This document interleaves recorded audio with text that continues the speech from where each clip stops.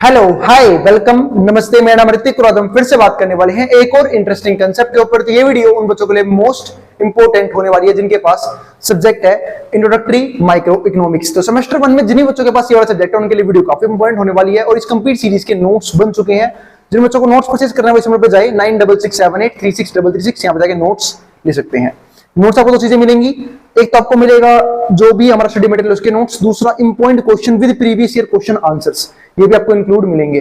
और इस सीरीज के अंदर कुछ न्यूमेरिकल्स भी हैं तो उसके प्रैक्टिस के लिए मैंने अलग से क्वेश्चन डाल रखे होंगे उस नोट्स की पीडीएफ में, बिल्कुल आखिरी में। तो चलो देखते हैं यहाँ पे। तो जो हमारा लेसन नंबर 5 है वो क्या है, elasticity of demand and supply. तो ये हमारा लेसन नंबर 5 था। लेसन नंबर 5 का इंट्रो हमारा प्रीवियस वीडियो में कंप्लीट हो गया था जहां पे हमने बात करी कि इलास्टिसिटी होता क्या है डिमांड के केस में। सप्लाई की बात तो हम आने वाली वीडियो में करेंगे, लेकिन अभी हम सिर्फ बात करेंगे इलास्टिसिटी ऑफ डिमांड के बारे में। तो उसके हमने डिटरमिनेंट भी देखी प्रीवियस वीडियो में, जिसने वो वीडियो ना देखी हो पर जाके वो वाली वीडियो देखना। और हमेशा चाहे आप सीरीज के अंदर कोई सी वीडियो देखो पर चैप्टर वाइज वीडियो देखते हो तो चैप्टर की हर एक वीडियो देखा करो, वो भी स्टार्टिंग से, ताकि आप कोई भी कंसेप्ट रह ना जाए, एक कंफ्यूजन ना हो आपको किसी भी टॉपिक में। अब यहाँ पे समझो, तो जो लेसन नंबर 5 है उसमें हम आज बात करेंगे न्यूमेरिकल की। तो न्यूमेरिकल हमारा क्या है, computing price elasticity of demand. हमें निकालना क्या सीखना होगा, प्राइस इलास्टिसिटी ऑफ डिमांड। वैसे मैंने ये वाली वीडियो अलग अलग सीरीज के अंदर बनाई हुई है कैसे निकालते हैं प्राइस इलास्टिसिटी ऑफ डिमांड, और आज हम फिर देखेंगे। पहले आपको समझना होगा इसका फॉर्मूला। अब फॉर्मूला क्या होता है, देखो प्राइस इलास्टिसिटी ऑफ डिमांड का मतलब क्या होता है कि प्राइस की वजह से डिमांड पे कितना अफेक्ट पड़ा है, कितना अफेक्ट। देखो वो तो सब जानते हैं कि प्राइस की जो डिमांड अफेक्ट होता है वो भी नेगेटिव रिलेशन में अफेक्ट होता है। अगर प्राइस बढ़ेगा तो डिमांड कम हो जाएगी, प्राइस कम होगा डिमांड बढ़ जाएगी। लेकिन किस लेवल पे अफेक्ट हो रहा है ना, वो डिपेंड करता है, ठीक है। और वही निकालने के लिए हम क्या यूज करते हैं, ईडी यूज करते हैं, elasticity, price elasticity of demand use करते हैं। अब इसका फॉर्मूला क्या है वो समझते हैं। तो प्राइस इलास्टिसिटी ऑफ डिमांड, इसका फॉर्मूला क्या है, percentage change in quantity demanded और परसेंटेज चेंज इन प्राइस। ये हमारा सिंपल सा फॉर्मूला होता है, ठीक है। Percentage change in quantity demanded की परसेंटेज चेंज निकालना है किसमें, क्वांटिटी डिमांड में कितना चेंज आया और उसको डिवाइड कर देंगे परसेंटेज चेंज इन प्राइस से। अब एक बात समझो, अगर मैं इस फॉर्मूले को पहले एलाबोरेट करता हूं तो मैं इसे मिटा दूंगा, उसके बाद हम न्यूमेरिकल्स करेंगे। तो इस फॉर्मूले को समझाता हूं आपको कैसे बना हुआ है फॉर्मूला ये। अब देखो percentage change in quantity demanded, इसको मैं लिख सकता हूं ऐसे, परसेंटेज चेंज को हम दिखाते हैं डेल्टा से। किसे दिखाते हैं, डेल्टा से। और चेंज किस में हो रहा है, क्वांटिटी डिमांडेड में, तो क्या लिख दूंगा यहाँ पे हमारा क्वांटिटी, और परसेंटेज चेंज इन प्राइस। ये हमारा सिंपल सा फॉर्मूला बनता है किसका, प्राइस इलास्टिसिटी ऑफ डिमांड का, ईडी का, ठीक है। तो इतनी बड़ी स्टेटमेंट को मैंने सिर्फ इस फॉर्म में कन्वर्ट कर दिया, तो यहां तक किसी को दिक्कत नहीं होगी। परसेंट को हटाया, सिंबल लगा दिया, चेंज का मतलब तो डेल्टा, चेंज किसमें, क्वांटिटी में, तो ये लिख दिया, परसेंटेज चेंज प्राइस है ये लगा दिया। अब एक बात ध्यान से समझना, परसेंट से परसेंट काट लूं कोई बुरा नहीं मानेगा, काट लिया भाई, क्योंकि परसेंट का मतलब क्या होता है हमारा, यहाँ पे परसेंट के बेटे में 100 आएगा, वो कट ही जाएगा पूरा, क्योंकि इसकी न्यूमेरिकल वैल्यू होती है। पर ध्यान रखना, कहीं होंगे ऐसे कहेंगे भाई ये भी तो सेम से दिख रहे हैं, इन्हें भी काट लो डेल्टा को। ऐसे नहीं कटता मेरे भाई डेल्टा, ठीक है। तो इसे ऐसे मत काटना।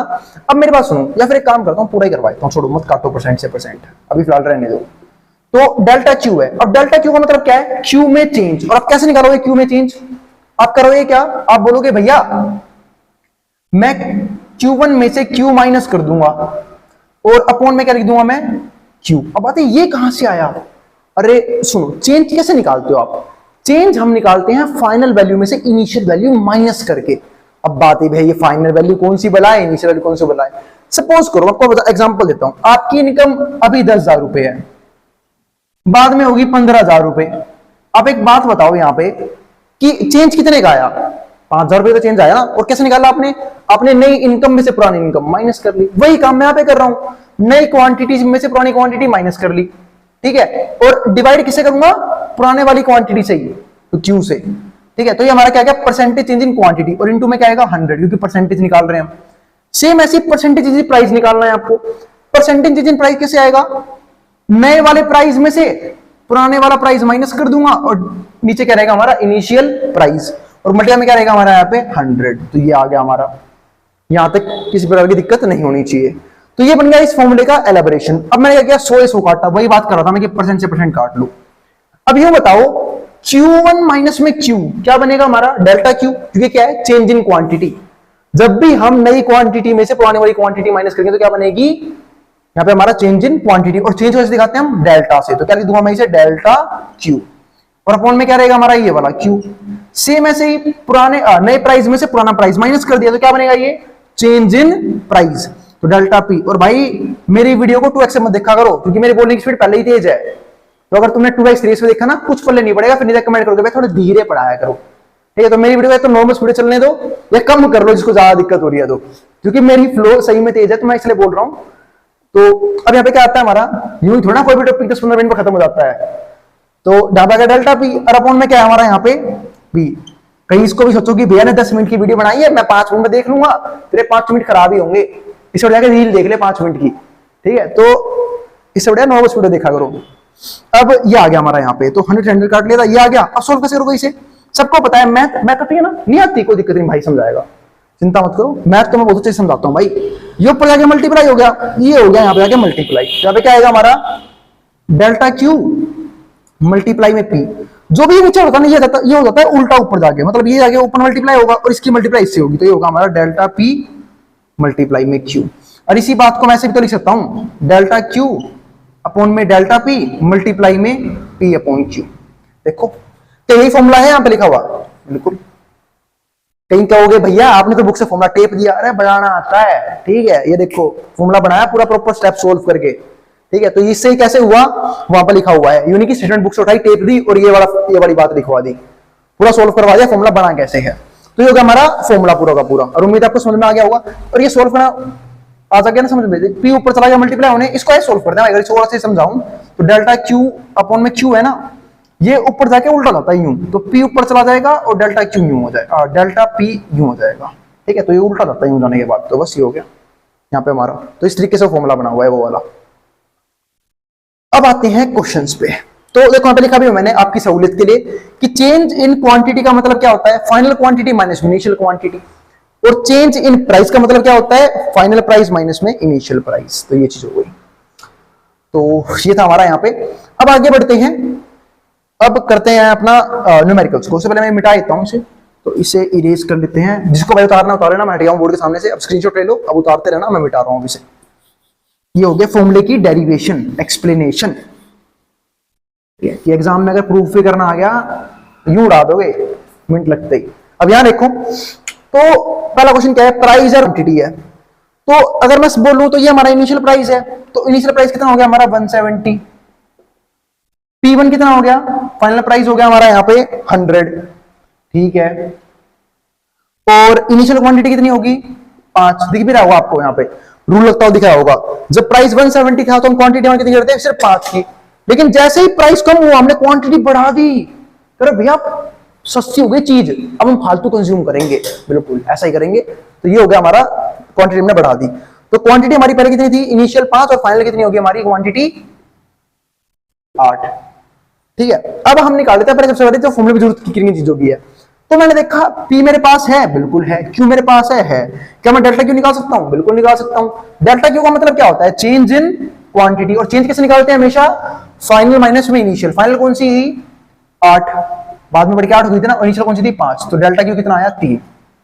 डेल्टा P भी निकालो भाई, लगे आप, डेल्टा P जब निकालोगे तो चेंज इन प्राइस। अब चेंज इन प्राइस में हमारे पास क्या है यहाँ पे, फाइनल प्राइस माइनस में इनिशियल प्राइस। फाइनल प्राइस कितना है, फाइनल प्राइस है हमारे पास 100, और पहले प्राइस कितना था 170। तो ये कितना आया हमारा डेल्टा पी आया हमारा 100 में से घट रहे 70, तो कितना आएगा माइनस का 70। 70 मत बोलते ना भाई, घटेगा तो 170 में से 100 ही, 100 में से घट गया 170, तो घटेगा तो 170 में से 100, तो कितना आएगा 70। पर छोटी में से बड़ी चीज माइनस हो रही है, इसलिए क्या आंसर आएगा माइनस का 70। बचपन में पढ़ी थी 6th-7th की मैथ में। अब ये आ गया हमारे पास, अब इसे फॉर्मूला पुट कर दो, फॉर्मूला मैंने आपको डिराइव कर ही दिया, ये हमारा फॉर्मूला। डेल्टा क्यू कितना है, तो ईडी का सिंपल सा फॉर्मूला होता है delta Q upon delta P multiply में पी और क्यू, ठीक है। डेल्टा क्यू कितना आया हमारे पास, डेल्टा क्यू आया है 3, और डेल्टा पी कितना है हमारे पास माइनस का 70। और अगर मैं यहाँ पे देखूं पी कितना है 170, और क्यू कितना हमारे पास यहाँ पे 5। ये था हमारे पास, पी और क्यू भी लिख लिए, और delta Q delta P U भी हमने यूज कर लिया। कुछ कटा है तो काट लो भाई, जैसे कि माइनस तो रहेगा ही रहेगा, माइनस को रहने दो, 0 से 0 कट गई, बिल्कुल काट लो भाई, जो कट रहा है काट सकते हो आप। 17 दिया कितना हो गया 51, 51, 7 5 से कितना हो गया 35। अब भाई ये कटेगा कैसे, तो कटेगा ही नहीं किसी टेबल से, तो 35 से कम 35 का बड़ा आता है मुझे, ठीक है। इसका आंसर आएगा 1.46, बाकी चेक कर लेना कैलकुलेटर से, ठीक है, माइनस का 1.46। अब बात ये माइनस क्यों आया वो आपको रीजन समझा देता हूं। माइनस का 1.46 लिखा हुआ है। माइनस का मतलब पता है क्या है, माइनस सिर्फ ये चीज हो रहा है, यानी कि ईडी नेगेटिव है। ईडी तो 1.46 ही है, ये माइनस इसलिए आया क्योंकि प्राइस और डिमांड में कैसा रिलेशन होता है, नेगेटिव रिलेशन होता है। जब हम पढ़ेंगे ना आने वाली वीडियोस में प्राइस इलास्टिसिटी ऑफ सप्लाई, वहां पे नेगेटिव नजर नहीं आएगा। क्यों? क्योंकि यहाँ पे प्राइस और सप्लाई में पॉजिटिव रिलेशन देखने को मिलता है। अब करते हैं एक और न्यूमेरिकल, फिर हम कर देंगे इस वीडियो को क्लोज। फिर मैं एक वीडियो बनाऊंगा इस चैप्टर के बिल्कुल आखिरी में, जहां मैं कहूंगा तो बढ़िया बढ़िया क्वेश्चन किसके, इलास्टिसिटी ऑफ डिमांड के, एक एक सवाल। अब क्वेश्चन सेकंड भी कर लो। सेकंड क्वेश्चन देखो, प्राइस दे रखा है 20, तो पी हो गया 20, ठीक है, और क्यू हो गया हमारे पास कितना, पहले पी और P1 लिख लेते हैं। तो P1 कितना हो जाएगा, पहले प्राइस 20 था, बाद में हो गया 15, ठीक है। जब प्राइस कम हुआ क्वांटिटी बढ़ा दी, पहले क्वांटिटी कितनी थी 30, अब बाद में क्वांटिटी कितनी होगी हमारे पास 50। तो ये हमारे पास है, यहां तक किसी को दिक्कत नहीं होनी चाहिए। अब मैं निकाल लेता हूं यहाँ पे पी और क्यू है, डेल्टा पी निकाल लेता हूं। डेल्टा पी का मतलब क्या होता है, चेंज इन पी। तो पी 20 से 15 हो गया, तो चेंज कैसे निकालोगे, बाद वाले में से पहले वाला माइनस कर दो, 15 में से 20 गए माइनस का 5। सेम ऐसे डेल्टा क्यू निकाल लो। डेल्टा क्यू कैसे निकालोगे, चेंज इन क्वांटिटी, क्वांटिटी 50 थी अब 30, अब इसमें से 30 माइनस कर दो, कितनी हो गई 20, ये हो गया। अब यहाँ पे करो ये क्या, फॉर्मूला पुट कर दो बस। तो ईडी का फॉर्मूला लिखा ही हुआ है, सीधा पुट कर रहा हूं। डेल्टा क्यू कितना आया है 20, डेल्टा पी कितना आया, delta P change in price कितना था माइनस। चलो देखते हैं इससे आगे। तो ये हमारे पास इनिशियल प्राइस था, इनिशियल क्वांटिटी थी, मैं डेल्टा पी डेल्टा क्यू निकाल लिया, डायरेक्टली फॉर्मूला पुट करता हूं और अपना आंसर निकालते हैं। तो डेल्टा क्यू कितना है, डेल्टा क्यू की बात करूं तो डेल्टा क्यू हमारे पास है यहाँ पे, कहां है, कहां है वो 20।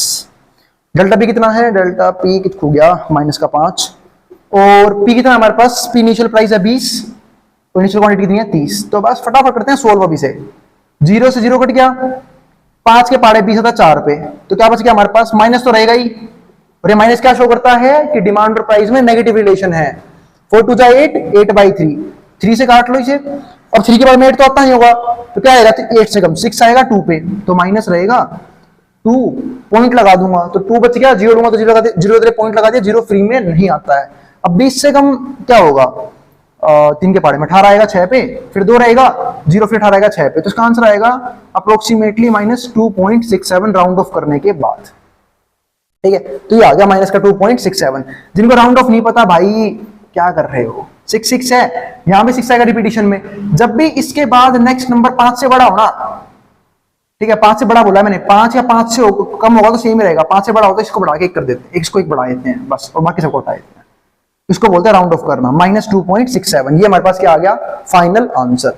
तो यहाँ पे ईडी आया 2.67, यहाँ पे ईडी आया माइनस का 1.46।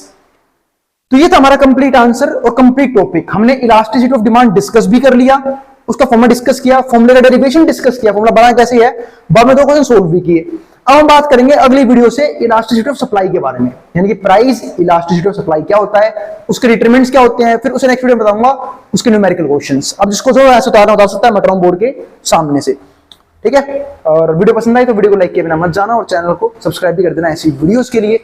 मिलेंगे नेक्स्ट वीडियो में, और इस वीडियो का कंटेंट अपलोड हो चुका है मेरी वेबसाइट पे भी, उसका लिंक आपको मिल जाएगा मेरी वीडियो के डिस्क्रिप्शन में, ठीक है। और बाकी भी टेलीग्राम वगैरह के लिंक आपको मिल जाएंगे मेरे डिस्क्रिप्शन में, वहां पे जाकर फॉलो कर सकते हैं, ज्वाइन कर सकते हैं। अब जिसको जो यहाँ से उतारना उतार सकता है मेट्रो बोर्ड के सामने से।